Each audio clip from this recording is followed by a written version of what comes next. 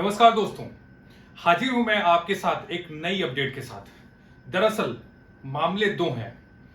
UP का चुनाव की पहले चरण के होने वाले चुनाव के संग्राम शुरू हो गए हैं। एक तरफ जहां पे सत्ताधारी पार्टी हो या विपक्ष इंडिया अलायंस, दोनों अपने तरीके से चुनाव में लग गए हैं, लेकिन वहीं पे दरअसल मामला यह है कि क्या उत्तर प्रदेश में, जो पश्चिमी उत्तर प्रदेश है, खबर ये आ रही है कि वहां पे राजपूत समाज बीजेपी से नाराज चल रहा है। और दूसरी खबर ये है कि क्या जयंत चौधरी के लिए ये गाठबंधन बन गया है। तो दरअसल बात हम आज इन दो मुद्दों पे करने वाले हैं। तो आइए समझते हैं कि पहला मामला क्या है। दरअसल पश्चिमी उत्तर प्रदेश में चुनाव से पहले राजपूतों की एक बहुत बड़ी बैठक बुलाई गई और उस पूरी बैठक में राजपूतों ने यह निर्णय लिया कि कैसे उनके साथ गलत हो रहा है। बात मामला राजनाथ सिंह का हो या संगीत सोम का हो या तमाम ऐसे जो बीजेपी के बड़े नेता हैं, बात उनकी हो। तो दरअसल राजपूत ये वही समाज हो जो पिछले काफी टाइम से बीजेपी को 85 से 90% में वोट देता चला आ रहा है। बात 2019 की हो चाहे बात 2022 की हो। तो ऐसे में ये देखा जा रहा है कि राजपूत समाज बीजेपी से काफी नाराज चल रहा है और उनका ये कहना है कि दरअसल इस बार हम सत्ताधार पार्टी को वोट नहीं देने वाले, इस बार आप विपक्ष को वोट दीजिए और अपने न्याय की इस लड़ाई में उनके साथ खड़े होइए। तो एक तरफ जहां हमने देखा है कि यूपी में कैसे आदित्यनाथ योगी जी अपने आप को राजपूत नेता बताते हैं, तो खैर ये बात अलग है, लेकिन एक तरफ जो राजपूतों की नाराजगी है उसके मामले भी अलग है। दूसरी खबर जो है वो भी पश्चिम उत्तर प्रदेश से जयंत चौधरी की है।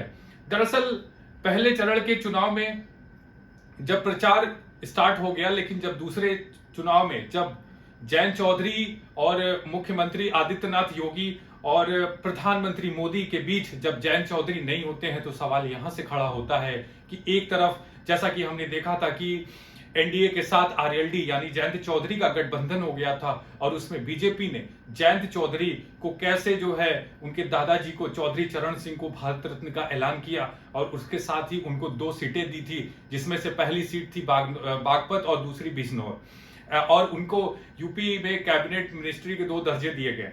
ऐसे में जो है जयंत चौधरी का गठबंधन हुआ, लेकिन गठबंधन के होने के साथ साथ मामला ये भी आ रहा है कि जब उनके ही प्रत्याशी को लेके प्रधानमंत्री मोदी की रैली में जब जयंत चौधरी दिखाई नहीं देते हैं, तो दरअसल ये सवाल जो है काफी पूछने लायक हो जाता है और इस पे बातें होने लगती हैं कि दरअसल मामला क्या चल रहा है।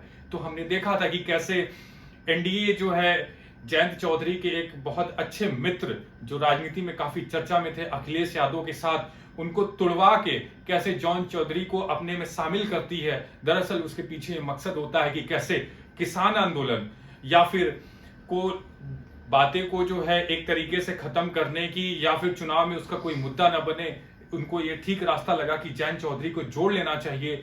वहीं पे दूसरी तरफ समाजवादी पार्टी कैसे जयंत चौधरी को 0 से 9 विधायक दिलाने वाली, और एक समय में जब बीजेपी उनके कार्यालय को छीन रही थी तो कैसे समाजवादी पार्टी ने उनके कार्यालय को बचाया था। लेकिन वही जयंत चौधरी जब काफी समय से अखिलेश यादव के साथ राजनीति में चलते हुए जब उनके साथ एक अच्छे संबंध बन गए, तो वही समाजवादी पार्टी ने जयंत चौधरी के 3 गुना विधायक के समर्थन के साथ उनको राज्यसभा भेजा था। और ये देखा गया था कि जयंत चौधरी ने बोला था कि चवन्नी नहीं हूं जो मैं पलट जाऊंगा। इस वादे के साथ उन्होंने ये विश्वास दिलाया था कि आने वाले समय में मैं कभी भी किसी पार्टी के साथ गठबंधन नहीं करूंगा, मैं कभी भी एनडीए के साथ नहीं जाऊंगा, हम हमेशा जो है एक साथ लड़ेंगे। लेकिन जब 2024 में बीजेपी ने भारत रत्न का ऐलान किया, तो कैसे जयंत चौधरी ने बोला कि दरअसल मैं बीजेपी को अपना दिल हार बैठा। कैसे उन्होंने चौधरी चरण सिंह को अपने प्रधानमंत्री मोदी के अंदर झलक देखने लगे थे।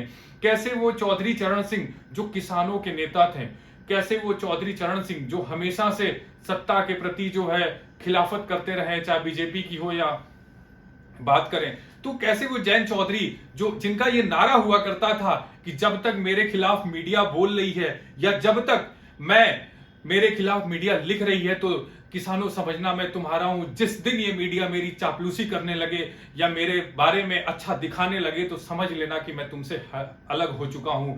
बात हम उसी राजनेता की कर रहे हैं। तो दरअसल जब ऐलान हुआ तो जयंत चौधरी ने कैसे बताया कि हम दिल हार बैठे और वो उनके साथ जाके गठबंधन कर लेते हैं। गठबंधन में उनको बीजेपी 2 सीटें देती है, लेकिन वहीं पे समाजवादी पार्टी जो उनको 7 सीटों को दे रही थी, जिसमें यह देखा गया था कि कैसे उनके 3 खुद के जो है प्रत्याशी थे, लेकिन 4 प्रत्याशी उनको दे रही थी। और मामला दरअसल समाजवादी पार्टी के साथ मुजफ्फरनगर सीट को लेके हुआ था कि कैसे मुजफ्फरनगर सीट को लेके जयंत चौधरी और अखिलेश यादव में बन नहीं पाई, क्योंकि जयंत चौधरी का यह मानना था कि मुजफ्फरनगर सीट जो है वो हमारी अपनी है।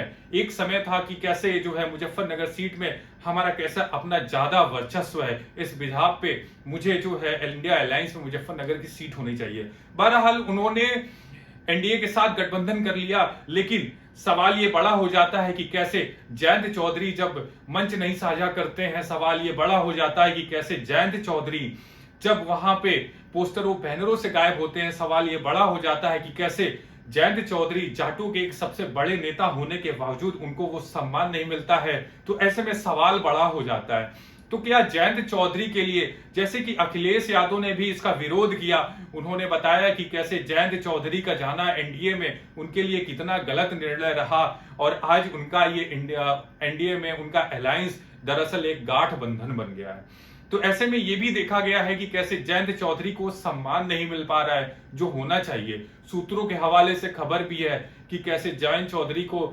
दरकिनार करने की वजह को लेके उनके अपने जाट लोगों में ये बड़ा सवाल है कि कैसे उनको किनारे लगाया जा रहा है। तो दरअसल हम ये भी देखेंगे कि दरअसल राजनीति में होता क्या है कि अपनों की लड़ाई होती है। राजनीति में एक नाम और भी है जो बीजेपी के प्रदेश अध्यक्ष हैं, भूपेंद्र चौधरी जी। दरअसल ये भी है कि अगर जयंत चौधरी खुद जाटों के बड़े नेता हो जाएंगे तो हो सकता है उनका अपना जमीनी जो स्तर है या फिर जो उनका राजनीतिक वर्चस्व है वो कम पड़ जाए।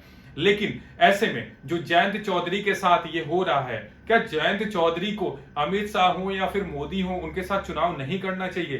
क्या जयंत चौधरी सिर्फ पश्चिम उत्तर प्रदेश तक ही सीमित हैं? क्या जयंत चौधरी को हरियाणा हो या फिर जितने भी जाट समुदाय हो वहां पे चुनाव प्रचार करना नहीं चाहिए? अभी आप हो सकता है आने वाले समय में ये देखिए कि कैसे जयंत चौधरी अपनी टीम के साथ अपने चुनाव के लिए खुद आगे बढ़े। ऐसे में सवाल तब और बड़ा हो जाता है कि जब एक बड़े नेता जब किसी भी पार्टी में जाके वो चुप हो जाता है और एक तरीके से वो जो है किनारे होने लगता है, तो दरअसल ये जनता के विश्वास के प्रति बड़ा क्लियर हो जाता है कि उसका विश्वास और उसका मत दोनों में असल में जो है विरोध पैदा होने लगता है।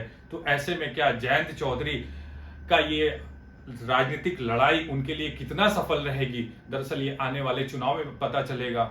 लेकिन आने वाले समय में ये भी देखा जाएगा कि क्या जयंत चौधरी इंडिया में ही बने रहते हैं या फिर वो अपने अवसर को फिर एक बार तलाशते हैं।